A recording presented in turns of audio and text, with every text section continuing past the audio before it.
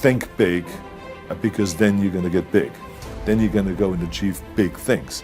That is the most important thing. We don't achieve big things by accident.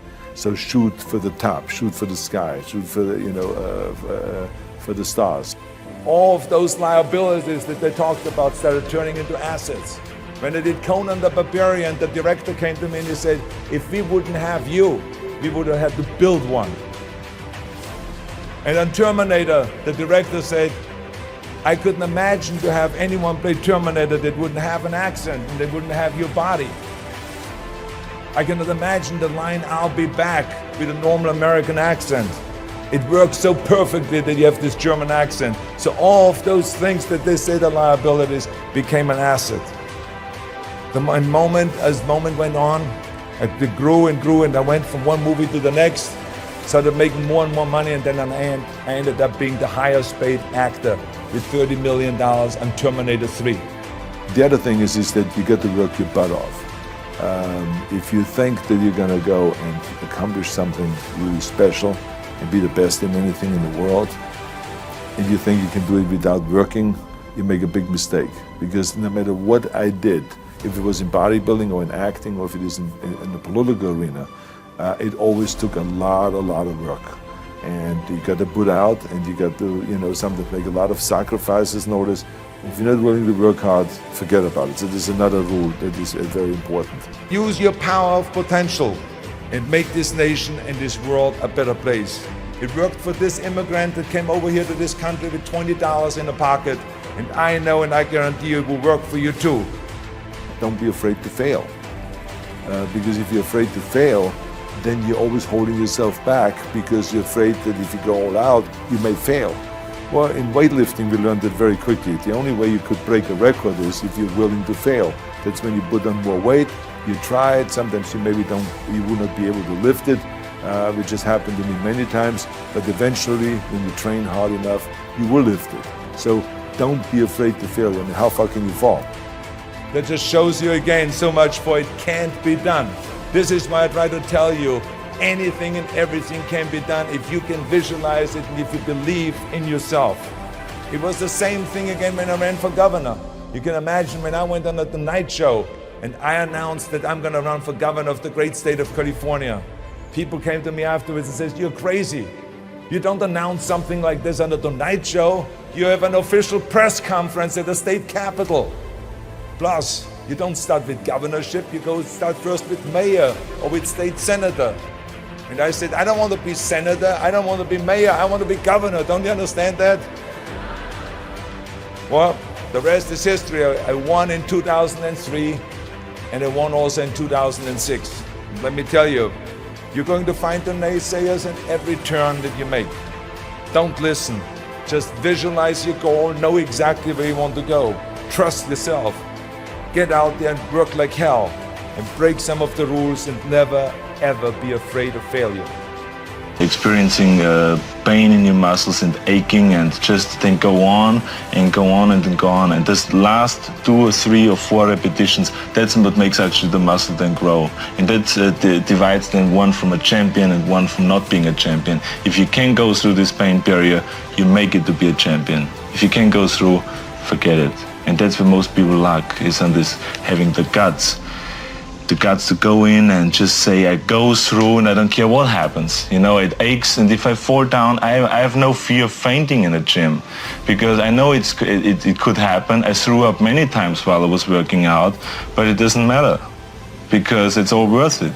Everyone has a problem with time, but the day has 24 hours, and we sleep 6.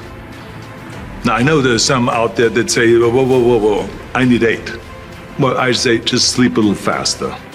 Because the bottom line is we have 6 hours of sleep, 24 hours are available, so you have 18 hours now available to your work, your family, your hobbies, and also to learn something new or to do something new, which could easily be that you want to learn a new language, or that you want to read as a New Year's resolution, I have to read a book every week, or you say, I'm going to go and reshape my body.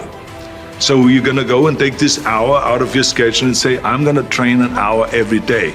So this is for most people a huge challenge, but it is totally doable, I can tell them, because the kind of things that I did when I came to this country, I mean, I went to school, I was working in construction, I was working out my 5 hours a day, I was taking acting classes from 8 o'clock at night to 12 midnight, I was doing all of those things. I wanted to make sure that out of the 24 hours of the day, that I don't waste one single hour.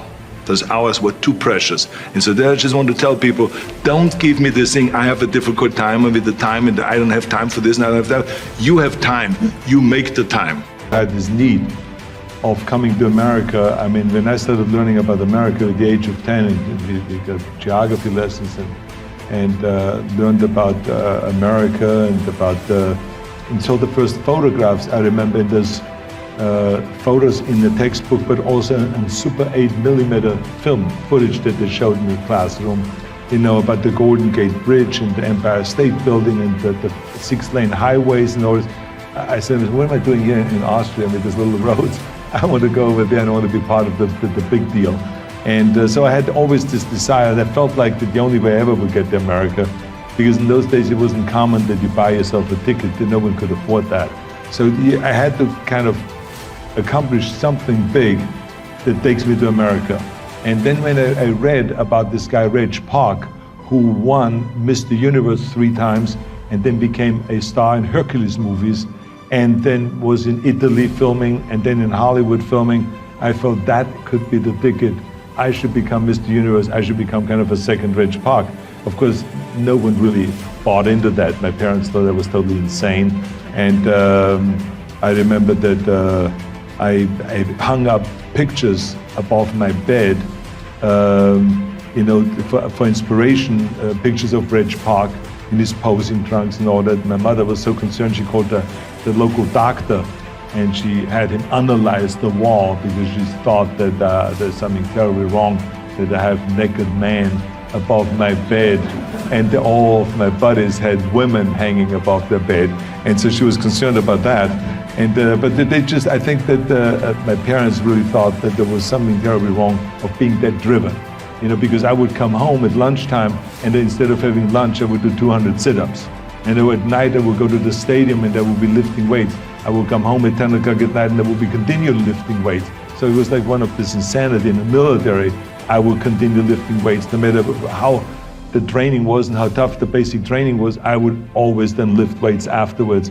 And as a tank driver, I would have on the side of the tank in the toolbox, I would have my weights, my barbells and my dumbbells and my exercise bench and everything there in order to be at any given time, if we stopped driving the tank and maneuvers at 2 in the morning, I would be able to pull out my weights and again lift for 2 hours my weights. So I was really a fanatic about the whole thing, but it's the only way you really get where the way I succeeded, because I became at the age of 20 the youngest Mr. Universe in London in the history of bodybuilding, because the youngest before then was Reg Park, the guy I was talking about, with the age of 24, but I became the youngest with 20, but it was because I was like so serious about the whole thing, and it worked. With the age of 21, after I won my second Mr. Universe title, I got an invitation from Joe Weider, who was the publisher of all the muscle magazines in America, and also the person that had the biggest warehouses of weight training equipment and had food supplement companies and all this, and he brought me to America, and so there it was. I mean, 6 years after my dream started, I was in America. I think it's the most important thing that we have a very clear vision of where we go, a goal, where do we go? Because you can have the best ship in the world, you can have the best cruise liner, but if the captain does not know where to go, that ship will drift around the world and out there at sea and will never end up anywhere. And this is exactly the way it is in real life. If you don't have a goal, if you don't have a vision, you just drift around and you're not going to be happy. This is why it is so important to have that vision. Now, I created that vision in Austria because I grew up after the Second World War. Austria, right along with Germany, lost the Second World War, thank God. And the problem was that everyone was so depressed because they lost the war, that there was alcoholism everywhere, There was, of course, depression. There was a terrible economic situation. There was famine. There was starvation and all of those things. And also it was kind of a little place and narrow. I felt I wanted to get out of there. I wanted to escape. And I couldn't see myself really to work there and to stay there, to work in a factory or to work on a farm, or to even to follow my father's footsteps and to become a police officer. I couldn't see that either. As a matter of fact, that's what my parents wanted me to do.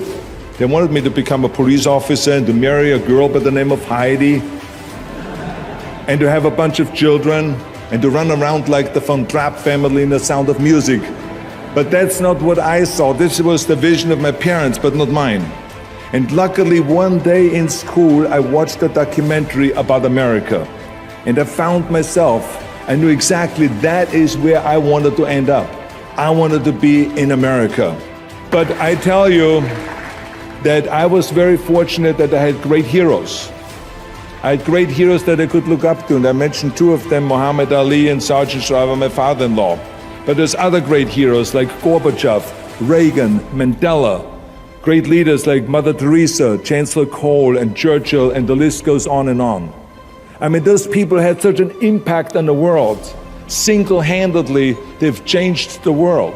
We all can create change, whether it is in our neighborhood, or in our local schools, or in our country.